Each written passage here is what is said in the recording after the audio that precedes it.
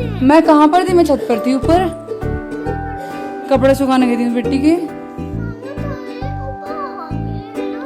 हवा ले लूं? तो आपने लेन दी है हवा मुझे? अरे कहाँ फेंका है? गंदे चींटी आ जाएंगी यहाँ पे।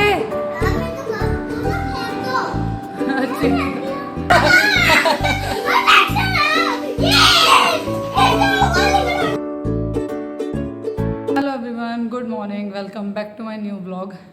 तो आज के ब्लॉग की स्टार्टिंग कर रही हूँ सुबह 7:30 बजे से। अभी जस्ट ऊपर आई हूँ कपड़े लेके और बहुत ज़्यादा सांस चढ़ रही है और रसोई के कई काम करके आ चुकी हूँ। तो यहाँ पर हमारी भिंडी बन चुकी हैं और मैंने गैस भी बंद कर दिया है।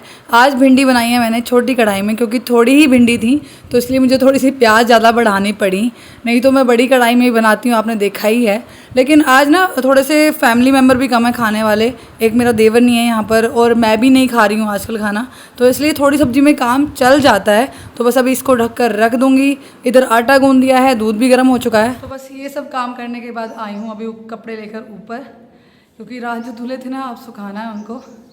ऊपर थोड़ी बहुत हल्की सी ना हवा चल रही है, बहुत ज़्यादा गर्मी हो रही है रात से, और रात भर से लाइट भी नहीं आई है यहाँ पर। पता नहीं क्या ही दिक्कत हो रही है। पंखे इतनी गर्म सी हवा दे रहे हैं ना, मतलब पता नहीं, हमारे कमरे का तो बहुत ज़्यादा भक्की सी दे रहा है। तो सारे फिर पर्दे वर्दे हटा के गेट खोल के तब जाके थोड़ी सी कमरे में राहत सी महसूस हुई। और जोरावर अभी सोया हुआ है क्योंकि आज है संडे, तो आराम से सोएगा। वैसे तो जल्दी उठ जाता है जिस दिन छुट्टी होती है, उठाने की ज़रूरत नहीं पड़ती है, लेकिन यही है जब तक सो रहा है कोई बात नहीं, सोने देते हैं। फिर दोपहरिया में नहीं सोएगा बिल्कुल भी। तो अभी आई हूँ कपड़े सुखाने, थोड़ी सी सांस तेज़ हो रही थी, चढ़ रही थी, इसलिए बैठ गई हूँ। पता नहीं मेरे क्या हो रहा है, जब से मैंने व्रत रखने स्टार्ट किया ना, मेरे ये जो पीछे वो होते हैं ना दोनों साइड के कंधे जो होते हैं उनके बीच में दर्द नहीं जा रहा है बिल्कुल भी। अब क्यों हो रहा है मुझे नहीं पता है। शायद दीदी बोल रही है कि आप नमक नहीं खा रहे हो, शायद इसलिए एसिडिटी हो रही होगी, उस वजह से दर्द हो रहा है। अब मुझे समझ नहीं आ रहा है कि जैसे जिस तरह से मेरा दर्द हो रहा है, मेरी हालत हो रही है इस टाइम, तो मुझे नमक खाना चाहिए या नहीं खाना चाहिए, क्योंकि उस दिन से मैंने कुछ नहीं खाया नमक, सिर्फ फल और दूध ही पी रही हूँ। तो अभी मुझे समझ नहीं आ रहा। आज 7वां व्रत हो चुका है, आज 7वां व्रत हो चुका है, तो ये लग रहा है कि खाऊँ कि ना खाऊँ। जैसे दिक्कत हो रही है तो सोच रही हूँ खा लूँ, और जिस तरह से नहीं खाया है ये मन में है कि भाई इसी तरह से व्रत रखने हैं तो नहीं खाऊं, तो समझ नहीं आ रहा है बिल्कुल भी।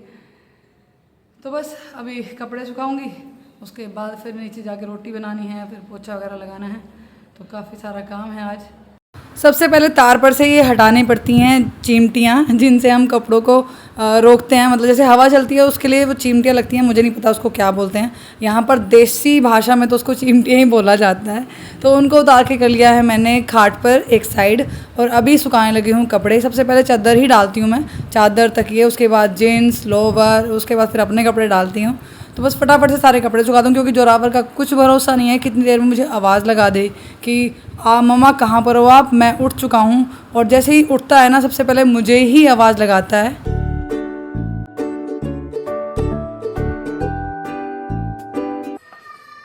हाँ जी, आ गई बेटा, आ गई।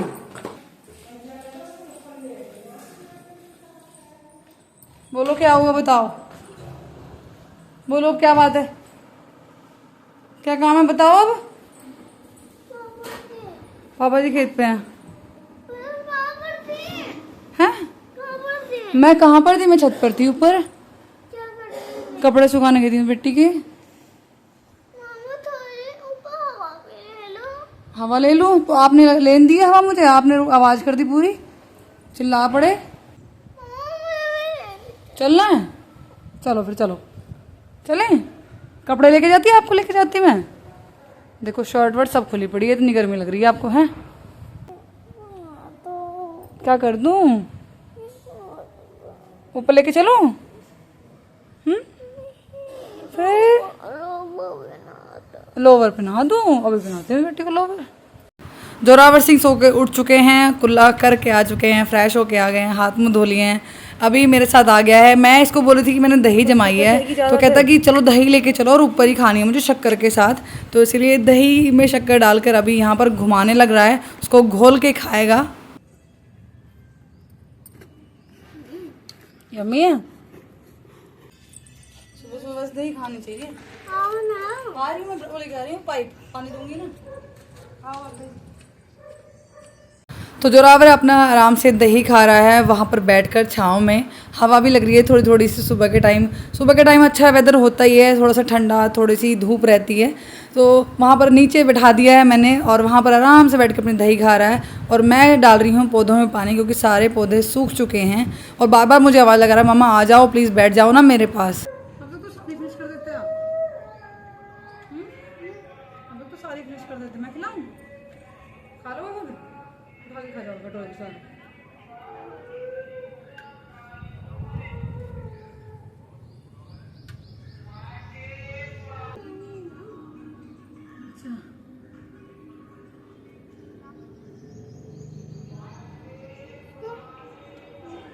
तब माता जी आएंगी, कुमार तब पकौड़े बनेंगे। नीचे आकर रोटी बनाई, उसके बाद पोछा लगाने लगी, तभी आ गए ये कुम्हार भैया जो कुल्हो और मतलब जो कुल्हड़ होते हैं ना वो लेके आते हैं और ये कड़ियल लेके आते हैं। तो इनको लेना पड़ता दशहरे पे पूजने के लिए। क्या कितने? 20 की 10। यही तो बोल रही थी मैं। मुझे लगा 20 की एक समझ रही 20 की एक। ओ ये कड़ी भी है ना 50 रुपये। तो 10 कुल्लो और एक कड़ियल ले लिया है मैंने 50 रुपये में। और मैं यहाँ पर भैया से पूछ रही थी कि इन दोनों में क्या डिफरेंस है। तो कहने लगे कि एक ज़्यादा पका हुआ है, थोड़ा कच्चा सा है। मैंने कहा सलाना ही तो है, कच्चे पके का देखना ही क्या है। तो मैंने 10 कुल्लो और ये कड़ियल ले लिया है क्योंकि ये दशहरे वाले दिन काम आएगा। मतलब जो कड़ियल है वो दशहरे से एक दिन पहले काम आता है और कुल्लो आती हैं दशहरे वाले दिन काम। तो बस अब ले आई हूँ और अभी देने हैं भैया को पैसे। दोबारा से लग गई हूँ अपने काम पर। पोछा लगाने से पहले करनी है सारी डस्टिंग। रूम में डस्टिंग करके आ चुकी हूँ। फ्रिज पे भी काफ़ी ज़्यादा डस्ट हो जाती है क्योंकि अभी बाहर रखा हुआ है, हो ही जाती है। अगर घर बंद है नहीं है खुला है फिर भी धूल तो होती है। और पोछा लगाने से पहले तो ये ज़रूरी काम ही है कि डस्टिंग करनी ही करनी है। फ्रिज पर कुछ चीज़ें इधर उधर बिखरी हुई थी, उनको पहले समेट रही हूँ, उसके बाद सारे फ्रिज पर मारूंगी कपड़ा। और आज ना दरवाज़ों पे भी मुझे कपड़ा मारना है क्योंकि धूल काफ़ी ज़्यादा दिखने लगी है। अभी झाड़ू लगा देती हूँ, झाड़ू से उतनी साफ़ नहीं हो पाती जितनी कपड़े से साफ़ हो जाती है। तो बस अभी फ्रिज साफ़ करूँगी, उसके बाद करूँगी गेट साफ़।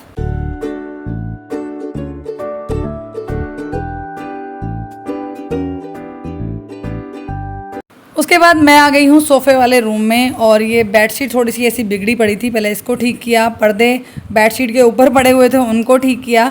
अभी मैं सोफ़े के कवर तो ठीक कर चुकी हूँ लेकिन फिर भी दोबारा से झाड़ के अच्छे से इनको मैं लगाऊंगी। जब झाड़ू लगाती हूँ ना सुबह के टाइम मैं सोफ़े ठीक करती हूँ, लेकिन जैसे कोई बैठ जाता है तो फिर से सोफ़े के कवर ऐसी हो जाते हैं, थोड़ी सी सलवट आ जाती हैं। तो अभी पोछा लगा रही हूँ, डस्टिंग कर रही हूँ, तो साथ के साथ दोबारा से कवर भी ठीक करती चली जाऊँगी।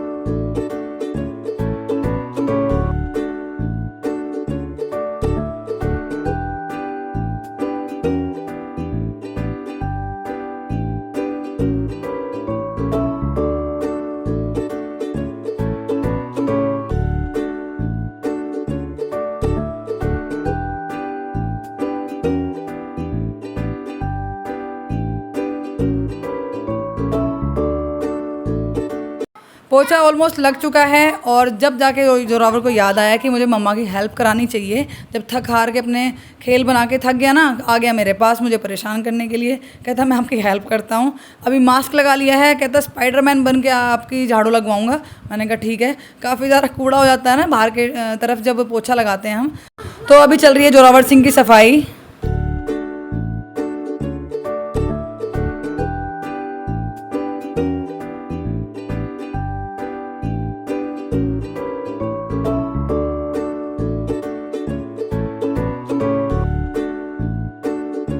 टाइम हो रहा है दोपहर के 1:30 और मैं और जोरावर आ गए हैं मेरी बहन के पास, उसकी मासी के पास, क्योंकि वो और एक दिन से बीमार, उसको बुखार हो रहा है। और इससे मेरी बात नहीं हो पाई है क्योंकि फ़ोन नहीं उठाती जब भी इसको फ़ोन करो। जब से इसके सिर में दर्द रहने लगा ना तो ये फ़ोन नहीं उठाती है बिल्कुल भी। तो मेरी मम्मी से बात हुई, मम्मी ने बोला कि उसको कई दिन से बुखार हो रहा है और तबीयत ख़राब है तो इसलिए शायद फ़ोन नहीं उठा पा रही है वो। मैंने कहा चलो ठीक है। अभी सारा काम निपटाने के बाद पोछा वोछा लगाया, पूजा की नहा धोकर, उसके बाद हम आ गए हैं यहाँ पर। और मेरे ना बहुत ज़्यादा दर्द हो रहा था, बिल्कुल भी बॉडी चल नहीं रही थी, काम तो कर रही थी लेकिन काम हो बड़ी मुश्किल रहा था। तो सुबह से जोड़ों में भी दर्द हो रहा है, लेकिन मुझे लगता है कि नमक खाना पड़ेगा अब, क्योंकि जोड़ों में दर्द है और चला जा नहीं रहा है। अभी हमें मोहित छोड़ के गए हैं छावनी तक, मतलब मार्केट तक, और वहीं से मैं लेके आई हूँ अपने लिए 1-2 नमकीन, जिससे कि थोड़ा सा नमक शरीर में जाए और थोड़ा सा बॉडी में एनर्जी आए। तो मार्केट में मिलती है व्रत वाली नमकीन, वही लेके आई हूँ। और जैसे ही हम आए तो फतेह बैठा हुआ है बेड पर और जोरावर लेके आया है उसके लिए लॉलीपॉप और मार्शमेलो वगैरह। फतेह देखो मैं आपके लिए कुछ चीज़ लेके आया हूँ खाने की। तो मार्शमेलो जैसे ही खोला ना उसने, उसको बहुत गंदा लगा, उसका टेस्ट अच्छा नहीं लगा। तो अभी जोरावर अपनी टॉफ़ी खा रहा है और उसको दिया हुआ है फतेह को मार्शमेलो। और रूबी नहा धोकर अभी अपने लिए 2 रोटी बना रही है। मैं बल्कि बोल रही थी कि हट मैं बना देती हूँ, अरे नहीं मैं बना लूँगी। तो चलिए मिलवाती हूँ दोनों से। तो रूबी लगी हुई है रसोई में और अपने लिए बना रही है रोटी, और मतलब रोटी बना ही ली है, अभी बस घी लगा रही है। और सुबह से भूखी है। मैंने कहा अभी तक तूने खाना क्यों नहीं बनाया है? कह रही बस काम वगैरह करने में, काम निपटाने में लेट हो गई थी। मैंने कहा चलो ठीक है अब खा ले खाना। अभी दिखाती हूँ कि फतेह सिंह क्या कर रहे हैं। हाँ जी क्या हो रहा है? गंदा लग रहा तो बिल्कुल मत खाओ, फेंक दो। ओ भैया रे, कितने फेंक, तो कहाँ फेंका है? गंदे चींटी आ जाएंगी यहाँ पे। अच्छी थोड़ा सा खिला दो।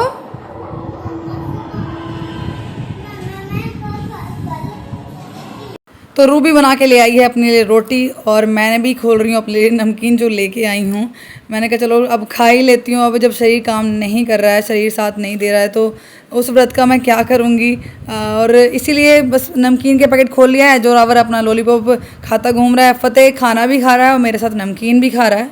थोड़े टाइम बाद हम चारों आ गए हैं पार्लर वाले रूम में और यहाँ पर देखिए दोनों बच्चों की चल रही है मस्ती।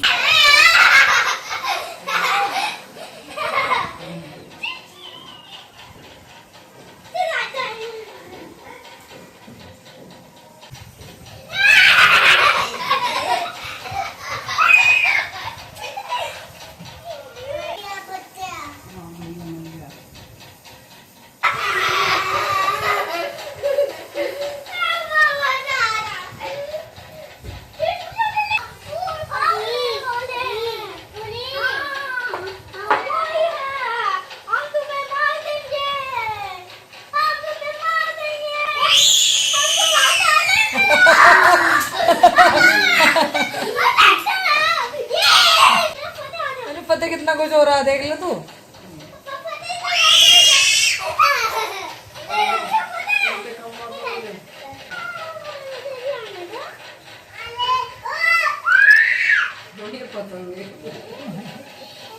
अले करा अले। जोरावर भाई को लेके आओ बाहर।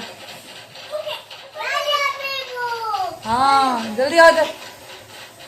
टाइम हो रहा है करीब 4:30 और मैं यहाँ पर ढूंढने लगी हूँ अपना लहंगा। मेरा लहंगा यहीं पर रखा हुआ है पार्लर में ही, क्योंकि लास्ट ईयर हमने करवा चौथ के टाइम ही ना फ़ोटो शूट कराया था, तब मैंने लहंगा वियर करके फ़ोटो वगैरह खिंचवाए थे। तो तब से ये लहंगा मेरा जो है वो पार्लर में ही रखा हुआ है। मैंने कहा क्या ही इसका घर पे करूँगी मैं, यहाँ पर कम से कम कभी भी पहन सकते हैं, काम आ सकता है। तो आज मैं ढूंढ रही हूँ क्योंकि मुझे शायद पहनना पड़ जाए करवा चौथ पर। क्यों करना करवा चौथ पर पहनना पड़ सकता है मुझे अपना लहंगा, क्योंकि जो मैंने साड़ी मंगाई है ना, तो उसका जो ब्लाउज़ मैंने टेलर को भेजा है, तो टेलर बोल रहा है कि आपने बहुत लेट ब्लाउज़ भेजा है, तो जो आप बोल रही हो डिज़ाइन शायद वो ना बन पाए। तो मैंने उसको साफ साफ बोल दिया, भाई अगर तुझे बनाना हो मेरा ब्लाउज़ तो वही सेम बनाइए जो मैं दे के गई हूँ डिज़ाइन, नहीं तो बिल्कुल मत बनाइए, मैं बाद में बनवा के ले लूँगी। मैं अभी इस सूट से काम चला लूँगी। इसीलिए मैंने सोचा है कि हो सकता है मेरा ब्लाउज़ ना सिल पाए, तो इसलिए लहंगा ले लेती हूँ, कम से कम काम तो आ जाएगा पूजा वगैरह कर लूँगी मैं इसको पहनकर। तो लहंगा मुझे यहाँ पर नहीं मिला, मेरी बहन के बेड में मिला, वहाँ से निकाल के ले आई हूँ। अभी मुझे बैग नहीं मिल रहा था कुछ रखने के लिए, तो कहने लगे कि मेरा लहंगा आप मेरे ट्रॉली बैग में कर दो और इसमें अपना रख के लेके चले जाओ। मैंने कहा ठीक है। उसके बाद ये 2 साड़ियाँ हैं जो मेरी बहन के पास ही रखी हुई हैं, इनमें भी मैंने फ़ोटो शूट कराया था, तो उनको भी मैंने ले लिया है क्योंकि इमरजेंसी में काम आ ही जाती हैं। और यहाँ पर मैं अपने ब्लाउज़ देख रही हूँ कि ये मुझे आएंगे या नहीं आएंगे। 1-2 जगह से ना थोड़े से ख़राब से हो रखे हैं, इनको भी मुझे ठीक करना है। तो बस लहंगा भी निकाल लिया है, साड़ियाँ भी निकालनी हैं, अभी तय करके सभी को पैक कर लूँगी।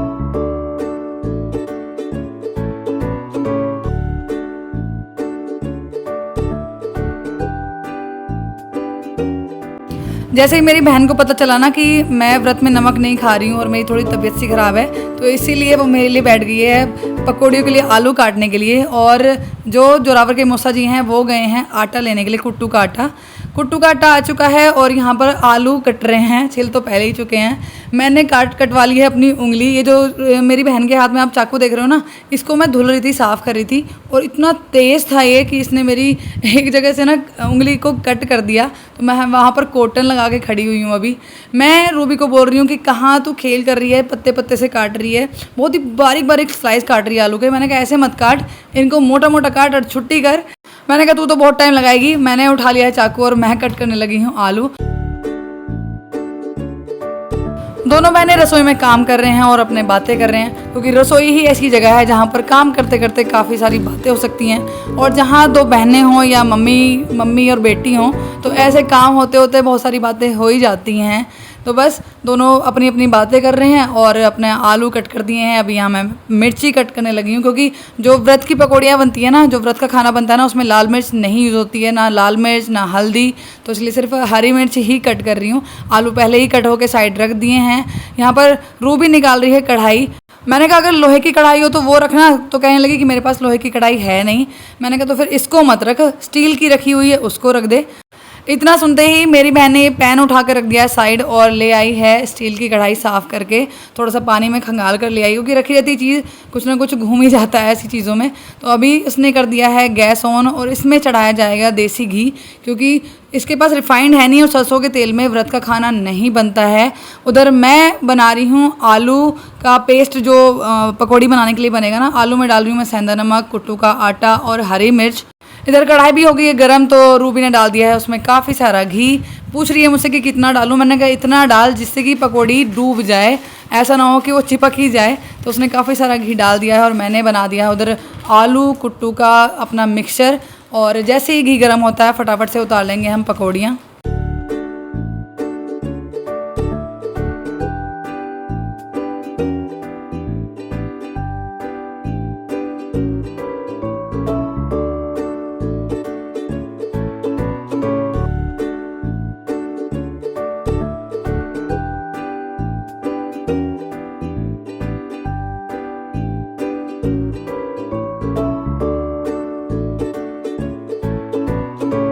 तो एक घान हमारा बनके रेडी हो चुका है और बहन ने निकाल दिया है उनको एक स्टील की प्लेट में। इसके पास ज़्यादातर प्लास्टिक की प्लेट्स हैं। मैंने कहा गरम गरम चीज़ है, प्लास्टिक की प्लेट में नहीं रखनी है, कोई स्टील की हो तो उसे ढूंढ के लेके आ।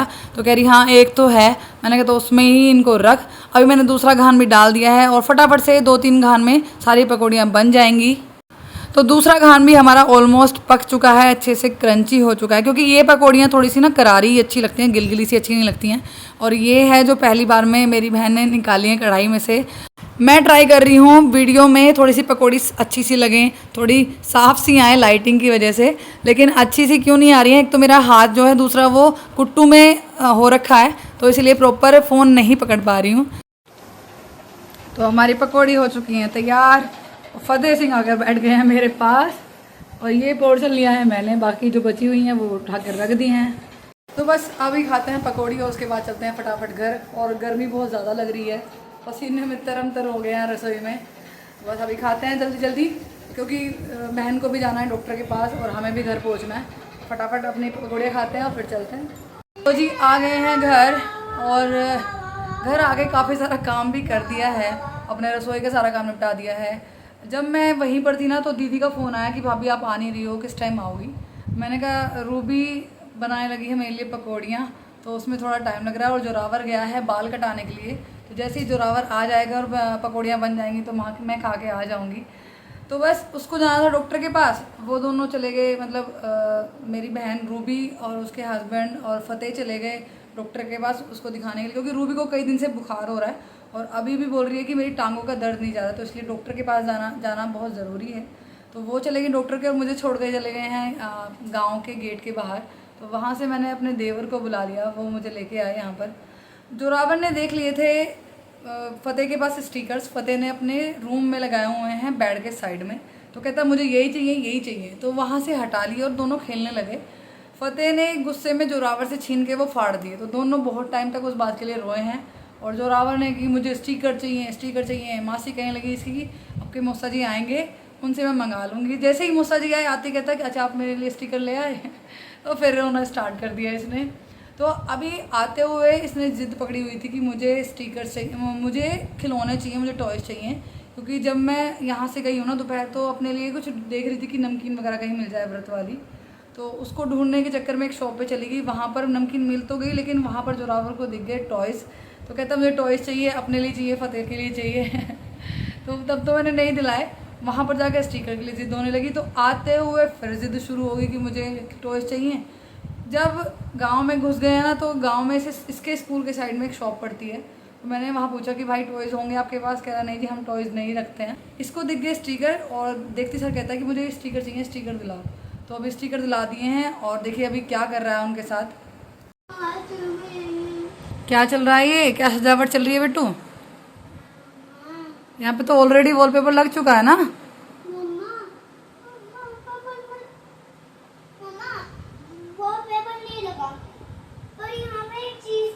ओए मैं बेटी कटिंग दिखा दे रहा, तो देखिए जोरावर की हो चुकी है कटिंग। इधर दिखाओ, फेस इधर करो, ये कैसे हेयर स्टाइल खराब कर लिया, इधर आओ, अरे सीधा तो करो।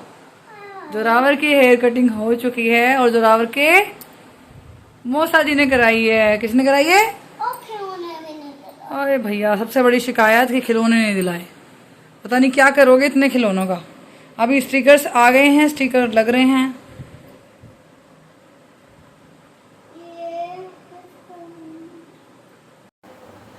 तो जी यहाँ पर चल रही है डेकोरेशन। वॉलपेपर का कोई मतलब नहीं है, उससे भी बेस्ट डेकोरेशन चल रही है अब स्टिकर्स के साथ। और अभी मैं बैठी हुई हूँ फ्री, ऐसे ही बस सारा काम निपट चुका है।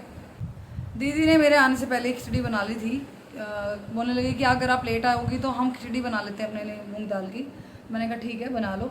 मैंने आते ही मोहित को पूछा कि आप वो खिचड़ी खाओगे, क्योंकि वो खेत पर है, पानी चल रहा है वहाँ पर, तो उनको वहीं पर खाना भेजना था। मैंने कहा आप खिचड़ी खाओगे या फिर कुछ और खाओगे? कहते कि मेरे लिए आप पराठे बना दो और पराठे दूध के साथ भेज देना। मैंने कहा ठीक है। तो फटाफट से उनके लिए पराठे बनाए अचार के साथ, दूध के साथ पैक करके अभी इसके चाचू को भेजा है देने के लिए कि भाई क्योंकि उनका कोई वो नहीं है कि किस टाइम तक आएंगे। 12 बजे तक भराई चले, 1 बजे तक चले, तो भूखे रहें उससे अच्छा है मैं अभी बना के भेज दूँ। तो मैंने खाना भेज दिया है। जैसा कि मैं आपसे कल कह रही थी ना कि मेरे पास ऐसी कई कुर्तियाँ हैं, मेरे पास 3 चिकनकारी कुर्तियाँ हैं। तो एक तो रेड है, एक आज मैंने ये डाली हुई है, ये है कॉटन की ब्लू कलर की। ये मेरा भाई लेके आया था मेरे लिए लखनऊ से, जो वो लखनऊ गया था ना अपना उसका जॉइनिंग लेटर उसको लखनऊ में मिला था, तो वहाँ से मेरे लिए लेके आया था। मेरे लिए लेके आया था, मेरी बहन के लिए लेके आया था। वो मेरी बहन को नहीं आती है तो वो मेरे पास ही है। तो स्काई ब्लू कलर की एक और है, उसको भी मैं 1-2 दिन में पहनूंगी अभी। तो अभी थोड़ी थोड़ी ना हल्की हल्की सी सर्दी होने लगी है, थोड़ी थोड़ी ठंड सी आने लगी है, तो इसलिए मैं इनको पहन लेती हूँ। क्योंकि कॉटन है, कोई ये तो है नहीं कि भाई बहुत ज़्यादा मोटा कपड़ा है, तो इसी मौसम में ये पहना जा सकता है। ज़्यादा सर्दी में भी नहीं पहना जा सकता है क्योंकि इतना हल्का है, ज़्यादा वो नहीं है ना, मोटे वाला कपड़ा होता है। ना सर्दी में पहना जाएगा ना ये गर्मी में पहना जाएगा, ये पहना जाएगा बिल्कुल मीडियम वाले वेदर में। तो इसलिए अब इनको निकाल के पहन रही हूँ मैं। तो बस कुछ ऐसा रहा मेरा आज का ये दिन। इस व्लॉग को करी मैं यहीं पर एंड। मिलते हैं नेक्स्ट व्लॉग में, तब तक अपना ख्याल रखिए, मुझे ऐसे सपोर्ट करते रहिए। वीडियो अच्छी लगी तो वीडियो को लाइक कीजिएगा, चैनल पर नए हैं तो चैनल को सब्सक्राइब ज़रूर कर लीजिएगा ताकि आपको मेरी आने वाली वीडियोज़ की नोटिफिकेशन मिलती रहे। Thanks for watching my video.